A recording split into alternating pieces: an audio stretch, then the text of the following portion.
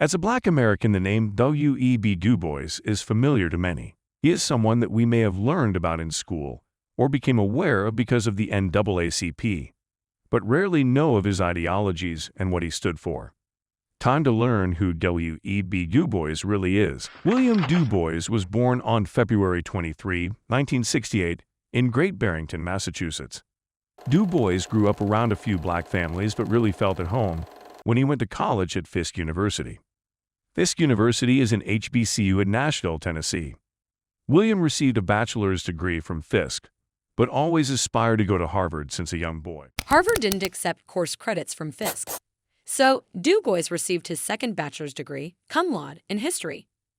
Du Bois paid his way through 3 years at Harvard with money from summer jobs, an inheritance, scholarships, and loans from friends.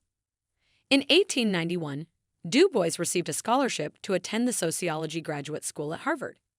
He paused his study at Harvard because, in 1892, he received a fellowship and was able to attend the Friedrich Wilhelm University in Germany for graduate work. After returning from overseas, Du Bois completed his graduate studies in 1895 and was appointed the first Black American to earn a Ph.D. from Harvard University. Upon his graduation, he received many job offers. W.E.B Du Bois indicated that if Tuskegee Institute would have given an offer first, he would have gone there, but they gave the offer too late. Du Bois had already accepted a teaching job at Wilberforce University in Ohio. Following his tenure at Wilberforce University, Du Bois devoted more than a decade of his life to sociological investigations of Blacks in America. He produced 16 research monographs published between 1897 and 1914 at Atlanta University in Georgia, now known as Clark Atlanta. Du Bois also published The Philadelphia Negro, a social study, 1899, the first case study of a Black community in the United States. Du Bois credits his writings that authors couldn't speak on Black data without referencing his work. Du Bois initially believed that social science could provide the knowledge to solve the race problem, but he soon shifted to believing that social change could only be accomplished through agitation and protest. Du Bois' reasoning for this shift was from seeing racism so up close and the evil that spewed from it. Du Bois encountered Hose's burned knuckles in a storefront display. With his shift of view, he clashed with Booker T. Washington, who was preaching a message to Blacks to accept discrimination for the time being and elevate themselves through hard work and economic gain, thus winning the respect of whites. W.E.B Du Bois in 1903 wrote famously in his book, The Souls of Black Folk, that Booker T. Washington isn't freeing Blacks from oppression, but instead is utilizing his voice to perpetuate it. 2 years later, W.E.B Du Bois founded the Niagara Movement.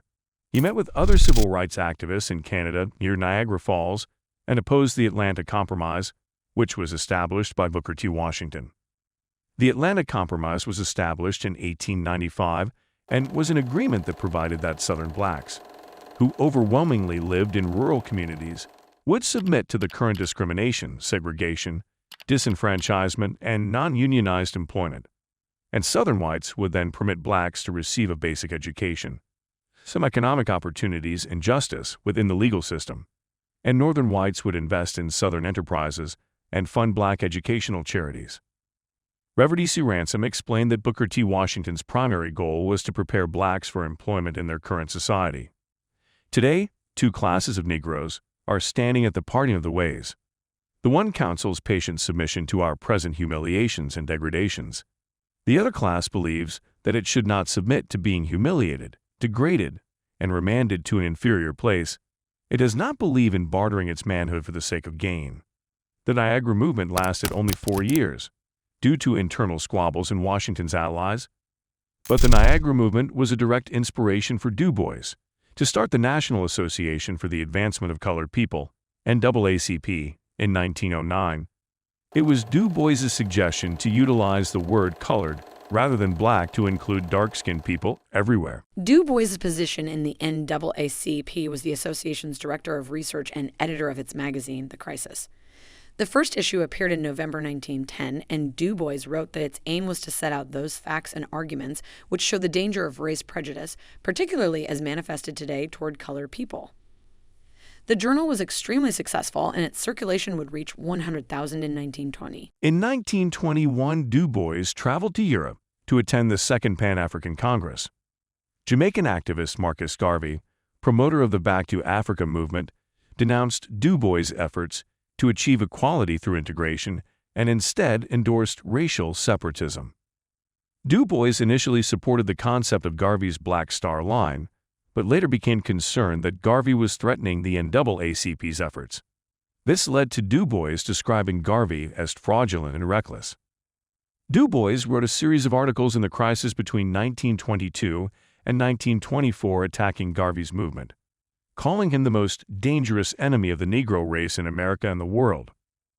W.E.B Du Bois soon resigned from his position with the crisis and the NAACP in 1934. He concluded that the organization was dedicated to the interests of the black bourgeois and ignored the problems of the masses. After his tenure with the NAACP, he returned to Atlanta University and devoted the next 10 years to teaching, researching, and publishing. Despite his opposed opinion, W.E.B. Du Bois returned to the NAACP in 1944 to 1948 and obtained a research position, but this tenure ended in a second bitter quarrel. He then moved steadily leftward politically.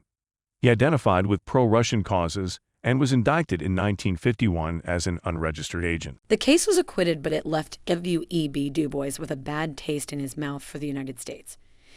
In 1961, he applied to and was accepted as a member of the Communist Party, and that same year, he left the United States for Ghana. In Ghana, he began work on the Encyclopedia Africana and later became a citizen. W.E.B. Du Bois died in Ghana in 1963 at the age of 95. W.E.B. Du Bois lived a life that only few dream of. He received a great education, traveled around the world, founded 2 key organizations in Black history, published several books, articles, and newspapers, and always stood for what you believed was right. You may not agree with all of what W.E.B. Du Bois said or did, but you can certainly agree that this man lived a full and complete life. But remember, W.E.B. Du Bois isn't an anomaly. You can too.